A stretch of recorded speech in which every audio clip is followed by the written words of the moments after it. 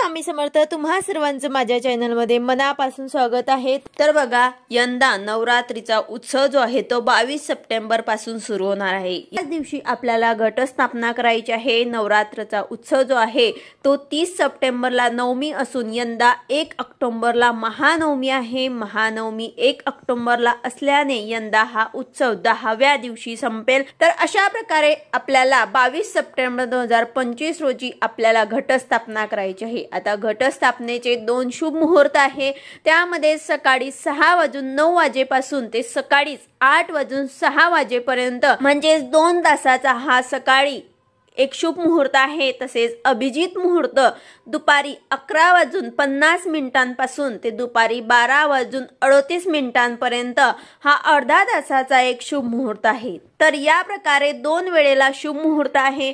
या काळातच तुम्हाला घटस्थापना करायची आहे। तुम्ही सकाळी करा किंवा मग दुपारी करा, पण तुम्हाला या शुभ मुहूर्तामध्ये घटस्थापना करून घ्यायची आहे। हे पारंपरिक पद्धतीने घटस्थापना कशी करायची आहे, अगदी साध्या आणि सोप्या पद्धतीने आपण घरच्या घरी घटस्थापना करू शकतात। याबद्दलची संपूर्ण माहिती मी तुम्हाला आजच्या व्हिडिओमध्ये सांगणार आहे। व्हिडिओ पूर्ण बघा जेणेकरून तुम्हाला संपूर्ण माहिती मिळेल। जर तुम्ही चॅनलवर नवीन असाल तर चॅनलला सबस्क्राइब करायला मात्र विसरू नका आणि व्हिडिओला लाईक करायला मात्र विसरू नका। बघा, सर्वप्रथम आपल्याला या दिवशी घरातील देवी देवतांचे आंघोळ करून सकाळी लवकर उठून तुळशीचे पूजन, मग मुख्य दरवाजाचं हळदीचे लेपन करून आपली देवपूजा करून घ्यायची आहे। पंचोपचारे पूजा करून घ्यायची आहे। तसेच फोटो असतील तर ते सुद्धा आपल्याला स्वच्छ करून घ्यायचे आहे। बघा, शारदीय नवरात्र अश्विन महिन्याच्या शुक्ल पक्षाच्या प्रतिपदे तिथीपासून सुरू होतो आणि नवमी तिथीला संपतो।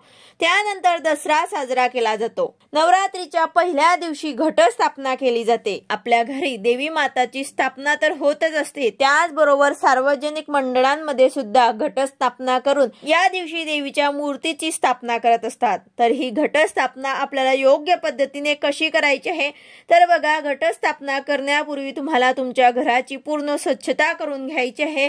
घटस्थापना दरम्यान या 9 दिवसांत देवीला स्वच्छता खूप प्रिय असते, तर तुम्ही तुमच्या सर्व घराची स्वच्छता करून घ्यायची आहे। या दिवशी आपलं घर स्वच्छ असणं आवश्यक आहे। त्याचबरोबर सर्व घरात किंवा पूजेच्या ठिकाणी गोमूत्र शिंपडून घ्यायचं आहे। ज्या ठिकाणी तुम्ही घटस्थापना करणार असाल ती जागा सुद्धा आपल्याला स्वच्छ करून घ्यायची आहे। शक्यतो तुम्हाला घटस्थापना देवघराच्या ईशान्य कोपऱ्यामध्ये म्हणजे आपल्या घराच्या ईशान्य कोपऱ्यामध्ये करायची आहे। पण काही कारणावस्तव तुम्हाला ती जागा नसेल किंवा तुम्हाला दुसऱ्या ठिकाणी करायचं असेल तर ती जागा तुम्हाला स्वच्छ करून घ्यायची आहे। घटस्थापनेच्या दिवशी म्हणजेच प्रतिपदेला सकाळी लवकर उठून स्नान वगैरे करून स्वच्छ कपडे परिधान करायचे आहे। घरातील रोजची देवपूजा करून घ्यायची आहे। नित्य कामं उरकून घ्यायची आहे। त्याचबरोबर आता पूजेचे साहित्य सर्व आपल्या जवळ घेऊन बसायचे आहे। पूजेला बसताना आपले तोंड पूर्वेकडे करून बसायचे आहे, दक्षिणेकडे तोंड करून बसू नका। सर्वात आधी सर्वांनी बसण्यासाठी आपल्याला आसन घेऊन घ्यायचं आहे। त्यानंतर पुरुषांनी अष्टगंध आणि महिलांनी हळदी कुंकू स्वतःच्या कपाळी लावायचं आहे। त्यानंतर आपले सर्व पूजेचे साहित्यावरती आपल्याला फुलाने किंवा तुळशी पत्राने पाणी शिंपडायचं आहे। त्यानंतर टोपली घेऊन बसायचं आहे। केळीच्या पानावर सुद्धा तुम्ही हे घट बसवू शकता, तर त्यासाठी तुम्हाला एक टोपली किंवा मग केळीचं पान घ्यायचं आहे। जशी तुमच्याकडे पद्धत असेल त्या पद्धतीने तुम्हाला घटस्थापना करायची आहे। तर घटस्थापना करण्याआधी तुम्हाला संकल्प घ्यायचा आहे। तर त्यासाठी तुम्हाला उजव्या हातामध्ये पाणी घेऊन थोडंसं तांदूळ आणि एक फूल घ्यायचं आहे आणि संकल्प घ्यायचा आहे, मी अमुक गोत्रात उत्पन्न अमुक नावाची माझ्या सर्व कुटुंबाला क्षेम, स्थैर्य, आयु, आरोग्य, ऐश्वर्य प्राप्तीसाठी, वर्धनासाठी, सर्व दुरित उपशमासाठी, अशुभ शक्तीचे भय उपद्रव निवारण्यासाठी, आर्थिक सबलीकरणासाठी, आदित्तिक सकल ग्रह पीडा शांतीसाठी, ताप निवारणसाठी, तसेच श्री कुलदेवीचं पतंचं श्री सद्गुरूची अखंड अभेक्त भक्ती सेवा आणि सान्निध्य प्राप्तीसाठी, प्रतिवर्षी कुलाचाराच्या अंगभूत श्री घटस्थापना, अखंड दीप प्रज्वलन आणि श्री दुर्गा सप्तशती ग्रंथाचे आता जेवढे तुम्हाला पारायण करायचे असतील ते तुम्हाला संख्या म्हणायची आहे आणि या पाठाचा संकल्प करीत आहे। असं करून तुम्हाला संकल्प सोडायचा आहे। ते पाणी तुम्हाला ताम्हणामध्ये सोडायचं आहे। यामध्ये तुम्हाला तुमच्या नावाचं तुमच्या गोत्राचं उच्चार करत असं तुम्हाला संकल्प घ्यायचा आहे। त्यानंतर गणपती अथर्व शीर्षाचे एक वेळा पठण करायचे आहे आणि त्यानंतर आपल्याला पूजा करायची आहे। तर यासाठी आपल्याला अखंड नवार्मन मंत्राचा जप करत राहायचा आहे। घटस्थापनेच्या जागेवरती आपल्याला रांगोळी काढायची आहे, एक पाट किंवा चौरंग ठेवायचं आहे, त्यावर लाल वस्त्र अंथरायचे आहे, चौरंगाच्या डाव्या बाजूला अखंड दीप प्रज्वलित करायचा आहे, त्याची पूजा आपल्याला करून घ्यायची आहे। नंतर एक विडूची टोपली त्या पाटावरती ठेवायची आहे, चौरंगावरती आपल्याला ठेवायची आहे, त्यामध्ये आपल्या शेतातील किंवा पवित्र जागेची माती त्यामध्ये टाकायची आहे आणि त्यामध्ये आपल्याला गहू जे आहे ते मिसळून भरायचे आहे। त्यावर आपल्याला स्वच्छ धुतलेला मातीचा घट ठेवायचा आहे आणि त्याला आपल्याला जो कलावा असतो तो सुद्धा आपल्याला बांधायचा आहे। त्यामध्ये आपल्याला पाणी भरायचे आहे, दुर्वा, सुपारी, पैसा, गंध, अक्षदा टाकायचे आहे, विड्याची 9 पाने किंवा मग आंब्याचा डहाळा आपल्याला लावायचा आहे। त्यानंतर घटाच्या चारही दिशेंना पूर्वेकडून उतरते गंध लावायचे आहे।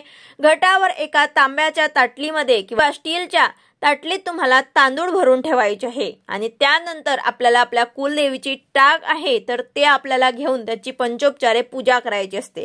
तर त्याआधी आपल्याला कुलदेवीच्या टाकावर ते 16 वेळा किंवा 1 वेळा श्री सुक्ताने अभिषेक करून घ्यायचे आहे। त्यानंतर आपण जे तांदूळ ठेवलेले आहे त्यावर ते तुम्हाला 2 पानं ठेवायची आहे, विड्याची पूर्वेकडे देठ येईल अशा प्रकारे ते पानं ठेवायचे आहे आणि मग त्यावर ते आपल्याला कुलदेवीचा टाक जो आहे तो स्वच्छ पुसून देवीचा टाक जो आहे तो आपल्याला झोपून ठेवायचा असतो। झोपून ठेवल्यानंतर देवीची आपल्याला पंचोपचारे पूजा करायची आहे, गंध लावायचा आहे, अक्षदा, फुलं, हळदी कुंकू वाहून फुलं वाहायची आहे, धूप ओवाळायचं आहे, दीप ओवाळायचं आहे। तर पंचोपचारे अशा प्रकारे पूजा करून घ्यायची आहे। त्यानंतर कोणताही गोड पदार्थाचा तुम्हाला नैवेद्य दाखवायचा आहे, फळं असतील किंवा मग काही तुम्ही जे गोड पदार्थ केला असेल तो तुम्हाला नैवेद्य दाखवायचा आहे। त्यानंतर आपल्याला प्रत्येक दिवसाला एक माळ जे आहे ते घटावर ते लावायचे असतं। आता तुमच्याकडे जे काही फुलं असतील, पानं असतील त्याची तुम्हाला माळ जे आहे ते रोज तुम्हाला बदलवायचे असतं। तर पहिल्या दिवशी विड्याच्या पानाची माळ असते तर ते तुम्हाला बांधायचे आहे, त्यानंतर आरती करायची आहे। आता हे पहिल्या दिवशी आपल्याला करून झाल्यानंतर रोज आपल्याला देवी भगवतीची पंचोपचारे दुरूनच आपल्याला पूजा करायची आहे। देवीच्या टाकाला आपल्याला हात लावायचा नाही, दुरूनच आपल्याला हळदी कुंकू वाहून आरती करायची असते। 9 दिवस आपल्या घरामध्ये देवी आई जी आहे ते विश्रांती करत असते तर त्यासाठी आपल्याला देवीच्या टाकाला हात लावायचा नाही।